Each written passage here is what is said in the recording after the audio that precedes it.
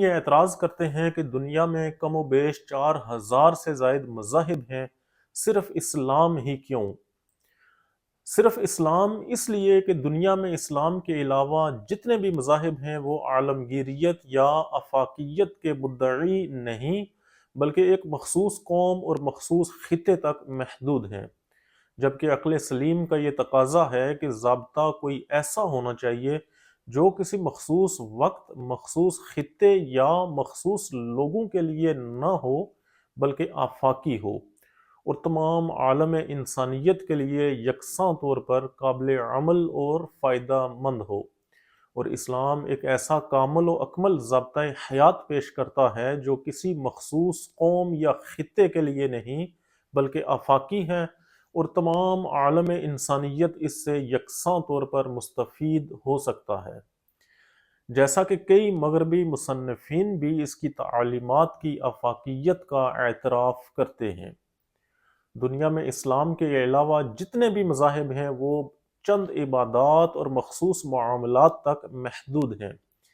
جبکہ انسانیت کو محض عبادات ہی نہیں بلکہ زندگی کے ہر ایک شعبے میں رہنمائی کی ضرورت ہے۔ اور دین اسلام انفرادی اور اجتماعی اعتبار سے نہ صرف زندگی کے ہر شعبے کے متعلق رہنمائی فراہم کرتا ہے بلکہ اجتماعی سطح پر چاہے کوئی حکمران ہو، سپہ سالار ہو، منصف ہو یا ماہر معاشیات یا کسی معاشرے کا کوئی فرد ہو، الغرض ایسی کامل و اکمل رہنمائی موجود ہے کہ جو زندگی کے انفرادی و اجتماعی ہر پہلو کو محیط ہے۔ اسلام کے ما سوا جتنے بھی مذاہب ہیں ان کی اصل تعلیمات نہ صرف تحریف شدہ ہیں بلکہ معدوم ہو چکی ہیں، جبکہ عقل سلیم اس بات کا تقاضا کرتی ہے کہ اس دین پر عمل کیا جائے جس کی اصل تعلیمات اپنی ابتدا سے لے کر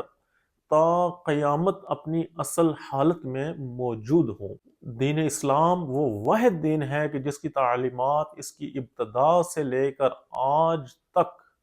کسی بھی معمولی قسم کے تغیر و تبدل کے بغیر اپنی اصل حالت میں موجود ہیں